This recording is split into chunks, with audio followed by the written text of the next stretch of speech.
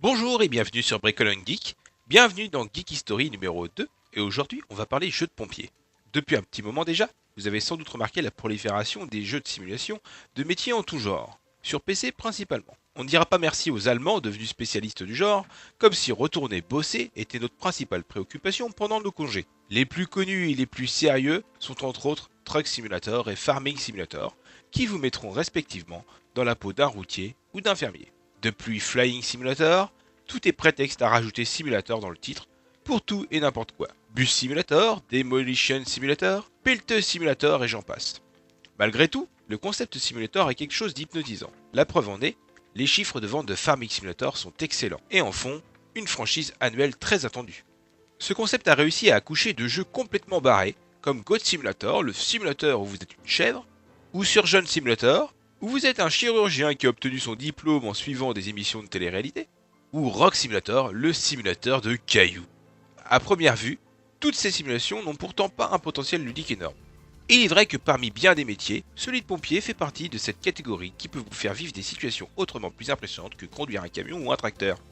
Et pourtant, la simulation de pompier est loin d'être dans les genres les plus plébiscités. Rares sont les jeux sur ce thème qui ont rencontré le succès. Et on pourrait même croire qu'une malédiction du jeu pourri ou impossible à amortir guette les développeurs se risquant à cet exercice. Mais la cause n'est pas perdue. Les quelques softs sortis depuis que le jeu vidéo existe nous montrent que l'univers des pompiers a servi à beaucoup de genres de jeux. Le premier jeu de pompier dont j'ai retrouvé la trace, hors jeu électronique style Game & Watch, est sorti en 1982.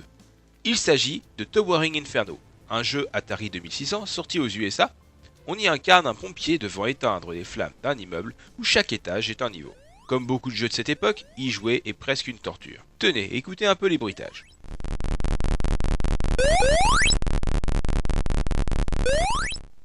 Je vous avais prévenu.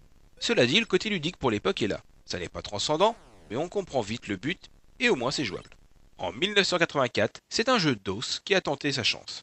Bouncing Babies. Vous êtes un duo de pompiers tenant un drap et des bébés sautent des fenêtres d'un immeuble. Vous devez alors bouger ce groupe pour les réceptionner et les faire rebondir jusqu'à l'ambulance. Ici, pas de bruitage, hormis un digit horrible lorsqu'un bébé touche le drap.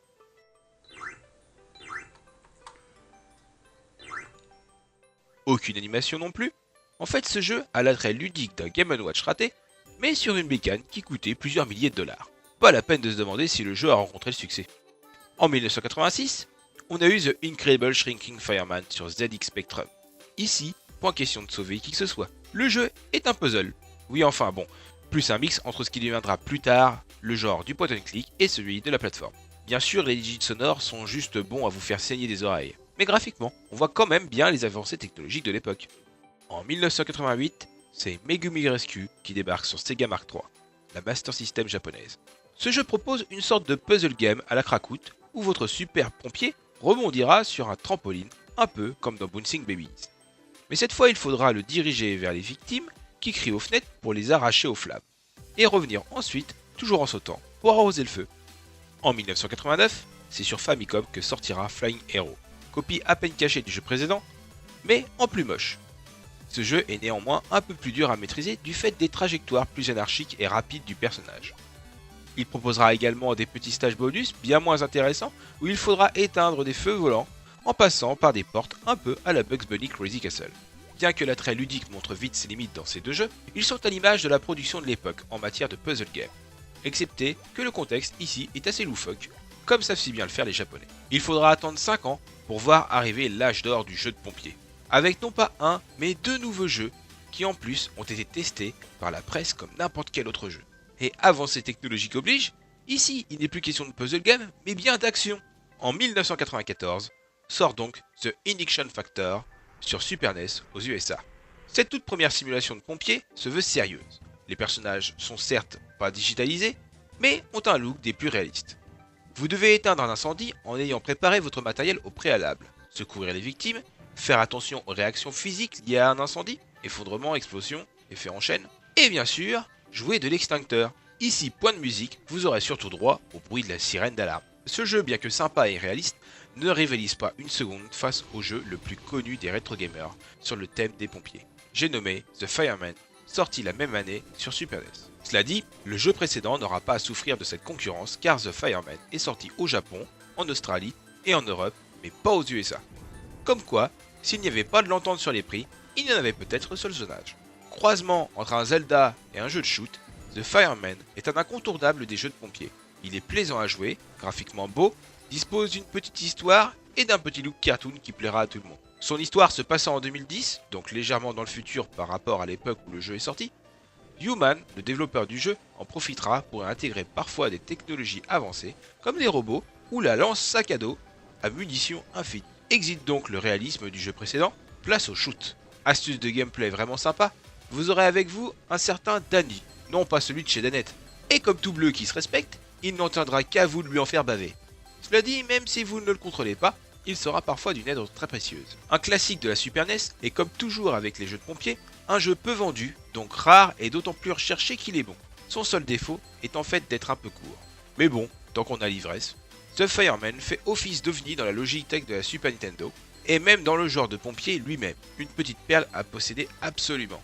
Ce jeu verra d'ailleurs sa suite sortir en 1995 avec The Fireman 2 Pete and Danny, uniquement au Japon et sur PlayStation.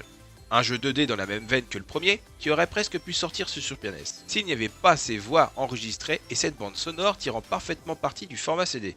Un excellent jeu donc, et peu connu du fait de l'absence de localisation. Le jeu de pompier aurait-il trouvé son public? Va-t-il réussir le passage à la 3D? Eh bien, c'est en 1997 que la réponse arrive. Toujours sur PS1, mais cette fois-ci, partout dans le monde, avec Roscoe McQueen Firefighter Extreme. Mi-jeu de plateforme, mi-jeu de tir à la sauce pompier, Roscoe McQueen s'est surtout fait connaître chez nous grâce à la démo 12 du PlayStation Magazine qui proposait les premiers niveaux du jeu. Et c'est bien parce que je n'avais pas les ronds à l'époque que je me contentais de la démo. Des graphismes cartoon et un gameplay superbement maîtrisé, un univers un peu futuriste et le côté shoot font que ce jeu aurait très bien pu être une suite de The Fireman. Mais c'est Slippery Snake Studio, un petit studio britannique qui en sera à l'origine. Ce jeu sera d'ailleurs leur seul jeu. Le studio ne tiendra qu'un an, le temps de le sortir, et c'est bien dommage, car Roscoe McQueen méritait une suite, tout comme The Fireman 2 méritait une localisation. Petite pépite méconnue de la PS1, Roscoe McQueen est un jeu à avoir absolument dans sa collection. Il représente d'ailleurs le seul vrai jeu de pompier typé plateforme de l'histoire. Il semble donc que le succès des jeux de pompiers ne soit pas suffisamment lucratif, même quand le soft est bon, vu l'absence de suite à ces deux merveilleux jeux. Depuis, tous ou presque ont évité de se casser les dents en proposant un jeu fantastique mais impossible à amortir. Parmi les nombreuses bouses et autres jeux obscurs, certains ont su trouver un créneau peu gourmand en développement et donc quand même rentable malgré les faibles ventes. Ce sont les Allemands de 16 Tons Entertainment, avec la série Emergency. Depuis 1998, ce développeur produit des jeux sur PC, tous dans la même veine, le Command & Conquer à la sauce soldat du feu. Fini l'action, bonjour la gestion et la stratégie. Emergency 5 est le dernier épisode de l'énorme série Emergency, avant le blackout de la série en 2012, lors du changement en notation annuelle. Les repompées systématiques confiées aux développeurs de Quadriga Games ont failli tuer la franchise. C'est avec Emergency 2016, qui regroupe en fait l'opus 2015 et 2016 et un mode coop, que la série signe à l'heure actuelle son reboot après le tollé des épisodes précédents plutôt moyens. On se doute qu'un opus 2017 est déjà en cours, et si ce genre de jeu de gestion vous intéresse, cette série s'annonce comme une incontournable. Vous aurez droit à toutes les interventions qu'un pompier peut rencontrer, du classique feu à éteindre en passant par les accidents, des blessés, le tout à travers des scénarios très divers et une map vraiment bien faite. Ce jeu, non content de proposer tout le matériel à disposition des pompiers, vous permettra également de commander des unités annexes, comme des camions pour enlever des carcasses de voitures, ou des flics pour arrêter un fouteur d'emmerde, ou un gars bourré. Bref, Emergency est un jeu incontournable dans le domaine, et profite des innovations liées à son jeune âge et ses sorties récurrentes. Autre petite perle en devenir sur ce thème, Real Heroes Firefighter. Alors attention, ce jeu existe en 3 versions. Une première sortie sur Wii, une autre sur PC, toutes deux en 2009, et une dernière sur 3DS, avec la mention 3D dans son titre. Là où les versions consoles sont horriblement moches, la version PC s'offre le luxe d'être non seulement bien plus belle, mais surtout pas chère. Avec un prix de 3$ sur Amazon.com en dématérialisé, le jeu est également greenlighté sur Steam, mais toujours pas de nouvelles de sa sortie sur cette plateforme. Sorte de FPS à la sauce pompier, le tout avec des graphismes cel-shadés, qui font que le jeu a très peu souffert de son âge. À vous les scénarios catastrophes solutionnés à coups de lance à eau, de haches, de tronçonneuses et de pinces de désincarcération. Ce jeu regroupe énormément de bonnes idées, il ne manquerait plus qu'un mode coop online pour le faire décoller et pousser les devs à supporter leur bébé. Vous vous dites sans doute que finalement le jeu de pompier, c'est pas mal, mais qu'il n'y en a pas beaucoup. Oui, enfin, ça c'est parce que je vous ai épargné certaines productions. Allez, faisons un petit tour rapide des oubliés. En fait, sur toute l'histoire du jeu vidéo, j'ai compté environ 40 jeux sur ce thème, et très peu sont dignes d'intérêt suivant ce à quoi vous jouez. Ceux qui aiment la stratégie seront servis, les autres, vous aurez assez de doigts sur une main pour compter les jeux valables. 1998, sur Sega Saturn, sort Burning Rangers, un jeu de plateforme futuriste fonctionnant avec le moteur de Knights qui propose un vague aspect pompier. Graphiquement dépassé mais typique de l'ère Saturn, ce jeu a son charme mais a très mal vieilli. 1995, Fahrenheit sur Mega CD. Non, pas le jeu de Coding Dream. Un jeu I2 en FMV à la Dragon Slayer. En effet, le FMV était un nouveau concept d'animation imposé à l'époque du fait de la technologie CD. Il proposait de belles cinématiques et certains se sont dit on va faire un jeu avec ça. Et vous le savez sans doute, mais l'intérêt ludique de ce genre de jeu est proche de zéro. Pitié, plus jamais ça. 1992, Firefighter sur Game Boy. Un petit jeu moyen et plutôt lisible.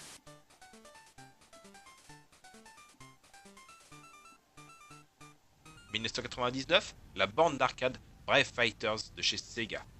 Un time crisis complètement fou, avec une lance et le moteur 3D de The House of the Dead 2.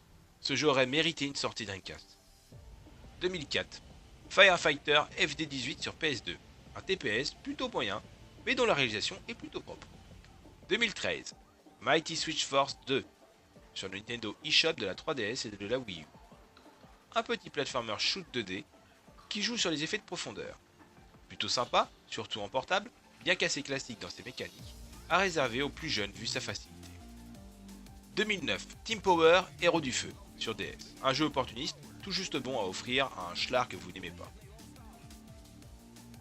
2009, Firefighter 360 sorti sur iOS. Pire encore que le précédent, ce jeu qui mêle la profondeur d'un jeu flash des années 2000 avec la réalité augmentée est le meilleur moyen pour arrêter de jouer sur son téléphone. 2016, Urgence 112, Pompier Simulateur, sur PC. Ce jeu pourtant graphiquement bien parti, est bourré de bugs chez certains, fonctionne chez d'autres. Un conseil, achetez-le sur Steam et faites marcher le remboursement si ça va pas. Point de vue gameplay, c'est un mix TPS-FPS assez classique. 2003, Fire Department 1, puis plus tard le 2 et le 3, sur PC. Bonne série typée stratégie, suffisamment bonne pour qu'on s'y intéresse de près malgré son âge et sa réalisation un peu passée. Mais gare au problème sur les premières versions du fait de l'âge des jeux. Néanmoins, cette série souffre de la comparaison avec la série Emergency, beaucoup plus récente et donc plus moderne en tout. Sans doute une expérience à tenter pour les fans du genre qui auraient tout écumé. La série Rescue sur PC, avec entre autres le dernier épisode Rescue 2 sorti en 2015. Un jeu de stratégie à la Emergency qui mérite toute votre attention. À mon sens, légèrement en dessous de la série Emergency, mais pas dénué d'intérêt loin de là. Pompier Simulator 2013, intervention spéciale. Sorti comme indiqué en 2013, véritable étron du genre, il ne supporte même pas la comparaison face à la série suivante pourtant bourrée de défauts, c'est dit. Offrez-le à Noël et accusez le Père Noël d'être nul en jeu vidéo. Avec une telle punition, votre mioche ne devrait plus vous réclamer le prochain Call of l'année prochaine. Et je termine avec le plus beau pour la fin, le grand 8 émotionnel. Car dans le monde du jeu de pompier, il y a un développeur qui est capable du pire comme du meilleur. J'ai nommé Fist Games. Ils sont les responsables de Firefighters The Simulation, Firefighters 2014 et Airport Firefighters The Simulation. Sortis en 2012, 2014 et 2015, si les deux derniers pourraient éventuellement plaire aux inconditionnels, fuyez le premier. Le premier est apparemment très buggé, mais les deux autres un peu moins.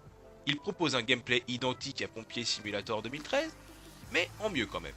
C'est-à-dire avec un graphisme plutôt réaliste, un gameplay mi-FPS, mi-Truck Simulator, et une reproduction de tout l'environnement d'un pompier. Ça passe par l'étape de retourner à la caserne en camion, d'attendre là-bas, d'y faire le plein, de prendre une douche, etc. Graphiquement moyen, cette série a pourtant les moyens de devenir une variante à Emergency. Il leur manque juste un souci de finition dans quasiment tout, et c'est bien dommage. Comme vous pouvez le voir, des jeux de pompiers, il y en a. Mais pour les trouver, pire, pour en entendre parler sur les sites spécialisés, il faut vraiment fouiner. Hormis ceux mis en avant au début, vous n'avez sans doute même pas entendu parler des suivants. Et c'est bien dommage. Car à une époque où les parents s'inquiètent de la violence dans les jeux de leurs enfants, avec un jeu de pompier, il y aurait moyen de faire de l'action style TPS, FPS, du teamplay. On imagine bien un versus game pompier contre pyromane, des classes de joueurs avec le tank qui manie la lance, le petit rapide à la hache, l'ingénieur et sa tronçonneuse, ses pinces et son défibrillateur, etc. La catégorie jeu de pompier n'est qu'un thème qui ne demande qu'à être collé aux différents genres de jeux qu'on connaît. Et il suffirait peut-être de quelques gouttes de fun dans la recette pour lancer la machine. Alors malgré toute cette vidéo, n'allez pas croire que ce genre de jeu s'adresse avant tout au même public, ceux qui ont une affinité particulière avec le monde des pompiers. Ce serait vous mettre le doigt dans l'œil jusqu'à l'omoplate. Moi par exemple, je me contrefous de devenir un pompier, personne ne l'est dans ma famille, et je n'ai pas vécu quoi que ce soit qui me les ferait adorer plus qu'un autre. Car oui, après tout, les pompiers sont vraiment sympas. Non, en fait, j'aime bien les mécaniques toutes connes, comme éteindre un feu qui se propage, essayer de gérer son expansion, gérer des situations pouvant dégénérer rapidement, conduire des gros camions avec des sirènes, des petits trucs qui font que l'univers en lui-même est divertissant et que ça change un peu quoi. Voilà, j'espère avoir fait le tour du sujet et que ce format vous plaît. Si j'ai oublié un jeu, dites-le moi en commentaire. Je vous dis à la prochaine et surtout, partagez si vous avez aimé. Ciao!